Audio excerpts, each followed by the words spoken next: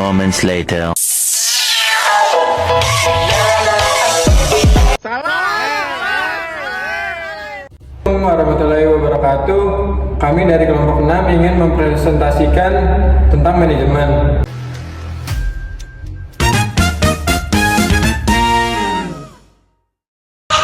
Perkenalkan, nama saya Bagas Nur Fadilah. Perkenalkan, nama saya Garis Jocelyn.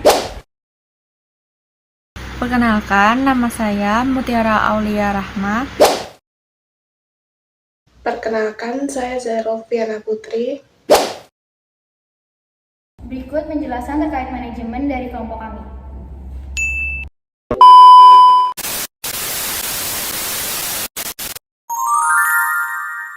Pengertian manajemen yaitu proses pengorganisasian atau pengaturan agar bisa menjadi tujuan dari suatu kegiatan. Manajemen sangat diperlukan untuk kebutuhan pribadi maupun kebutuhan bisnis. Manajemen kalau untuk bisnis, manajemen sangat diperlukan dikarenakan agar lebih berkembang dan bisa menjadi struktural dan prosedural. Tujuan dari manajemen yang pertama yaitu memaksimalkan efektivitas dan efisiensi, yaitu dengan pengoptimalan sumber daya dan waktu agar setiap tindakan tepat sasaran dan tidak boros. Yang kedua yaitu meminimalisir biaya, yaitu dengan cara mengurangi biaya operasional tanpa mengorbankan kualitas dengan mengelola anggaran dan juga penggunaan teknologi hemat energi. Yang ketiga yaitu memotivasi karyawan secara positif. Meningkatkan kinerja karyawan dapat dilakukan dengan pemberian insentif, pelatihan, serta menciptakan lingkungan kerja yang mendukung. Yang keempat yaitu menentukan dan mencapai tujuan perusahaan, yaitu dengan merumuskan tujuan perusahaan yang jelas dan strategi yang tepat dapat dilakukan dengan pengelolaan sumber daya yang baik.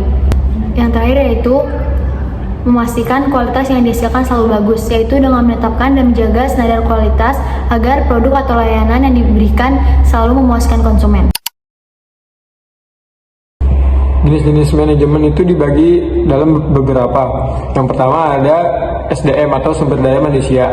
Sumber daya manusia itu melibatkan pengelolaan tenaga kerja dalam organisasi, termasuk proses perekrutan, pelatihan, pengembangan karyawan, manajemen kinerja dan administrasi personalia. Yang kedua ada manajemen operasional. Manajemen operasional itu melibatkan proses operasional dalam bisnis, termasuk perencanaan produksi, pengendalian kualitas, rantai pasok, dan efisiensi operasional.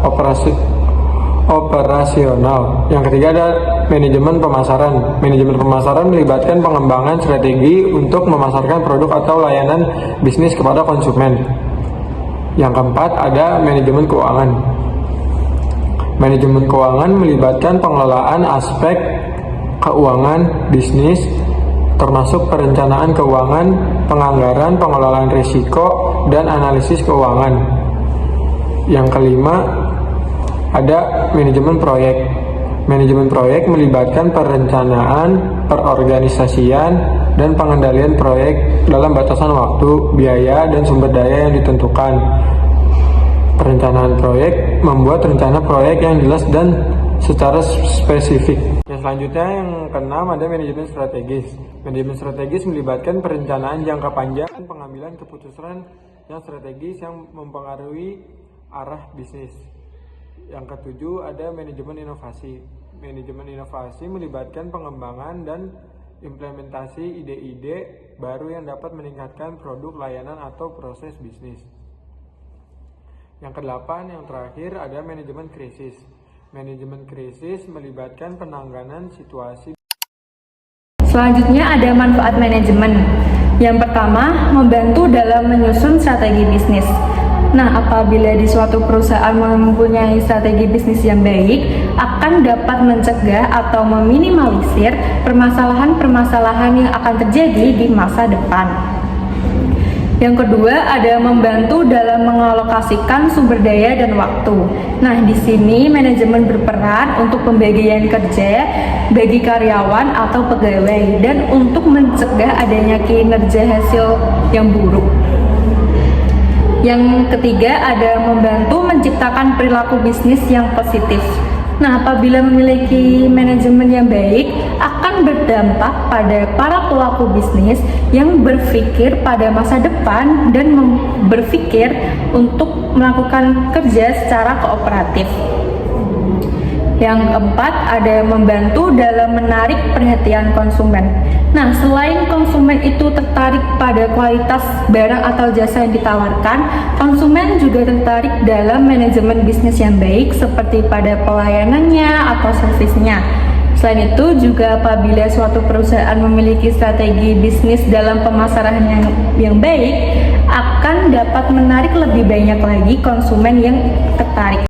Nomor 5, ada membantu dalam mempertahankan bisnis.